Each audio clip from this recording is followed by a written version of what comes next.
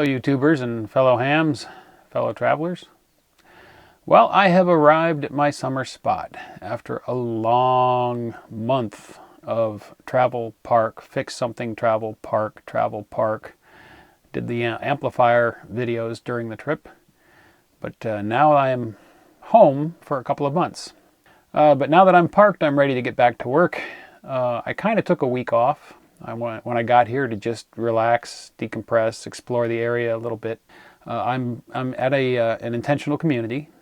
I'm not going to focus on the community itself. It's a small, eclectic group of artists that live in the same place up here in Oregon, and they all sort of contribute to each other's lives and help each other out and maintain the place and work in the garden or contribute however they can. And it's sort of a almost self-sustaining community. And I think that's really all I need to say about it. You can figure everything else out from that.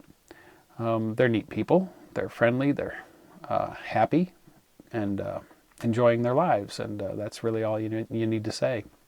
It's all any of us could really want anyway. They've welcomed me and have made me feel quite comfortable here, and I'm very happy to be here. But getting here, holy cow. Well, I started out from Kingman almost a month ago, and my first destination was Tonopah, but I left Kingman, I went up through Vegas, and I was almost to Tonopah, which was my first scheduled stop, when this happened. Well, this sucks. So I was about 50 miles south of Tonopah, Nevada, and suddenly she picked up a hell of a shimmy.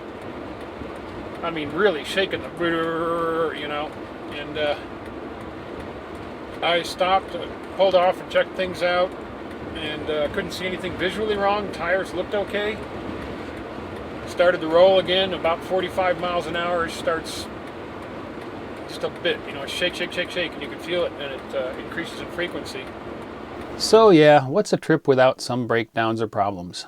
In Tonopah, I had to pull into Cal Nevada Towing and get the tires checked out on the front end. And sure enough, I had some tread separation and ended up with 2 new shoes on her for the front.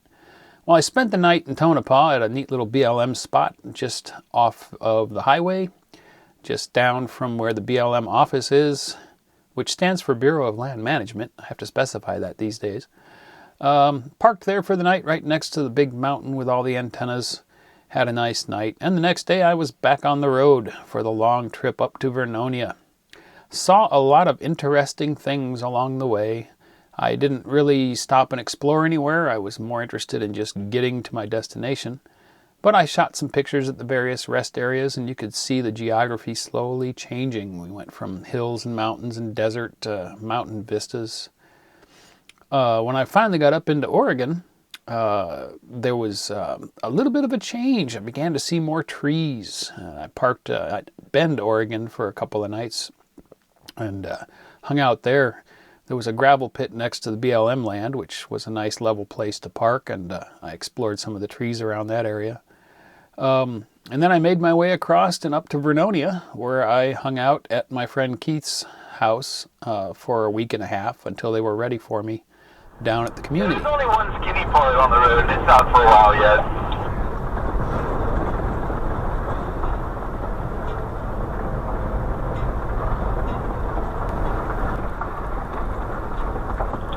This exact section is notorious for eating cars because the edge there isn't one, and they wind up upside down on the railroad tracks. Been at least 4 in the 20 years that we've been here.